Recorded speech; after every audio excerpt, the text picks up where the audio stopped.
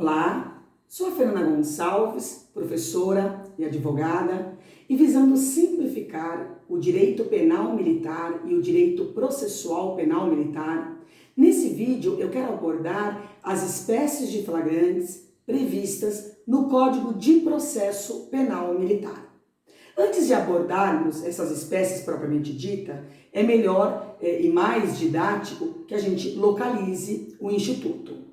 A prisão ela é uma medida assecuratória e preventiva que está prevista no título 13 do capítulo 3, que são das providências que recaem sobre as pessoas do Código de Processo Penal Militar. Na seção 1, nós encontramos a disciplina pertinente à prisão provisória. Na seção 2, da prisão em flagrante. E na seção 3, as regras relativas à prisão preventiva. As medidas preventivas e assecuratórias, elas são cautelares de natureza processual. Sem sombra de dúvida, o tema relativo à prisão, ele gera muita confusão entre os candidatos. É fundamental que se verifique as disposições constitucionais quando formos estudar a disciplina do direito militar, seja o Código Penal ou o Código de Processo Penal castrense. Uma leitura isolada do Código de Processo Penal Militar não será suficiente para resolver eventuais provas de concurso, mesmo porque alguns artigos não foram recepcionados pela Constituição Federal e o candidato às carreiras militares devem estar atentos a este detalhe. Permitam-me fazer uma observação de cunho constitucional. O Código de Processo Penal Militar, que é o Decreto-Lei 1002, de 21 de outubro de 1969, ele é anterior à nossa nova ordem constitucional.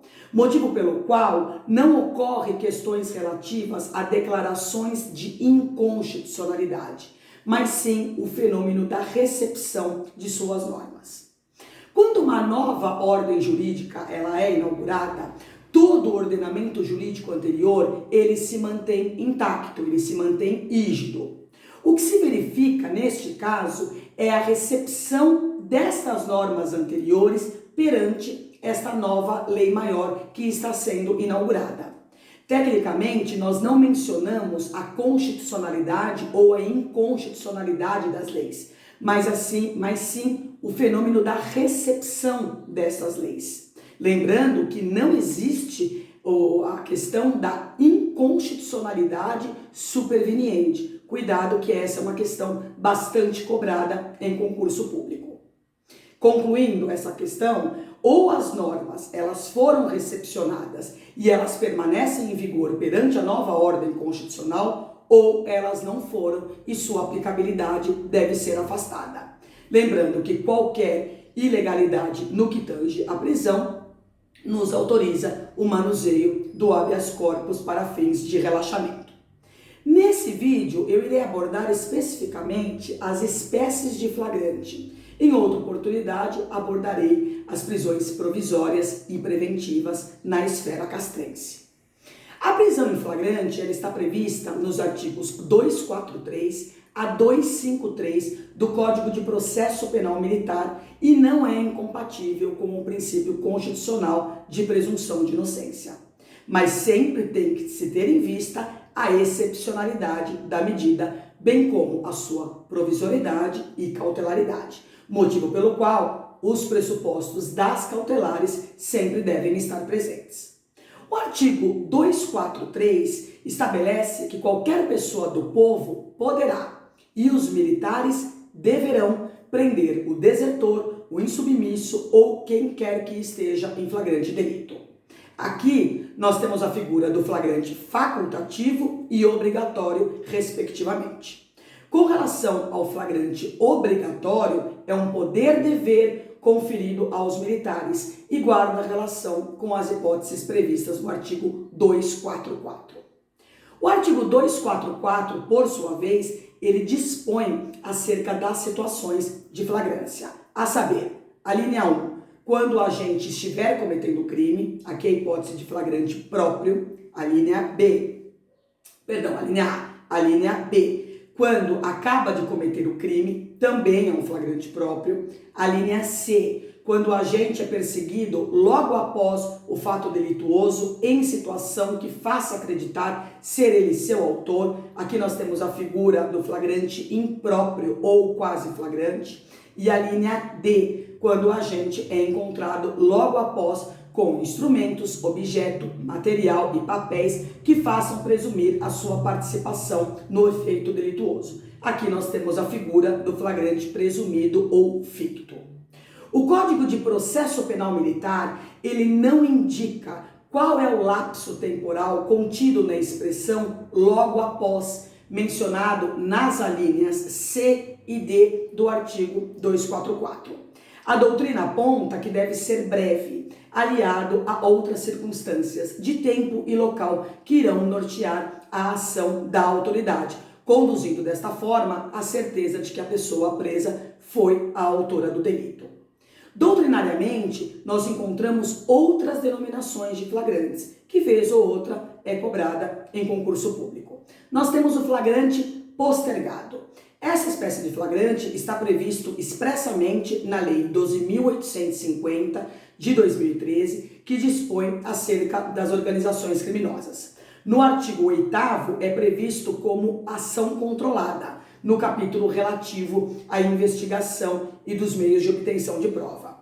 Nós também temos essa espécie de flagrante na Lei de Drogas, no artigo 53, inciso 2 da Lei 11.343 de 2016. Também temos a previsão legal dessa espécie de flagrante. Apesar da Lei Processual Penal Militar não prever essa espécie de flagrante, nada impede a sua utilização. Temos ainda o flagrante forjado. Não é aceito essa espécie de flagrante de forma alguma. Neste caso, a autoridade, ela forja, ela inventa uma situação que não existe. Também, apesar de ser chamado de flagrante forjado, ainda nós podemos encontrar nas provas de concurso também com a seguinte nomenclatura: flagrante maquinado ou flagrante urdido. São expressões sinônimas. Guilherme de Souza Nutti ainda menciona como flagrante artificial. Temos ainda o flagrante preparado ou provocado.